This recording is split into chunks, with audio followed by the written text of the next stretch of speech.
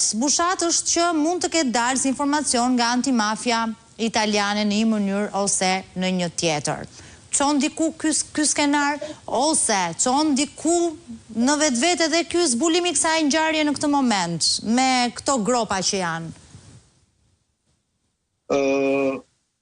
Që kur u botua pjesa e librit nga shkrimi, në fakt unë kam dëgjuar shumë komente, dhe ka komente që thonë se tani kë do të godasin tani, mos ka ardhur ora e një goditje të madhe, por për këtë unë nuk kam fakte.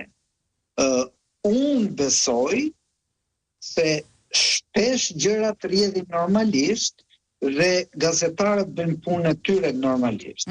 Gazetari italian është një gazetar që ka vendosur të shkruajë një libër për mafien shqiptare. Me sa duket ka burime ekskluzive, me sa duket ka pasur mundësinë apo privilegjin të gërmoj në dokumentat sekrete të antimafjes. Po sa i thot ka transkripte, ka materiale, thot ai ka transkripte, që sigurisht me përgjegjësin vet kur del dhe thot me fytyrë këtë gjë.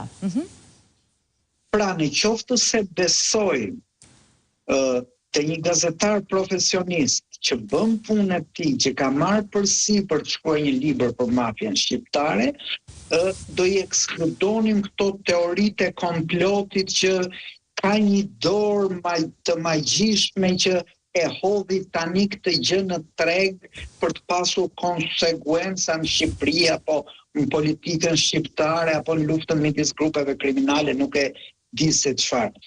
Unë jam i prirur nga kjo që pa vendorën zjarr për asgjë, që gazetarët shpesh bëjnë punën e tyre. Dhe në punën e tyre zbulojnë skupe, nxjerrin gjëra që pastaj i takon të tjerëve kolegëve të tyre, politikës, prokurorëve, tuzve, të vazhdojnë e t'i zbardhin më tej. Pra, unë deri tani besoj që kjo është një punë gazetareske dhe nuk është një punë shërbime sekrete që hodhën një bombë enkas tani për të arritur një qëllim të caktuar.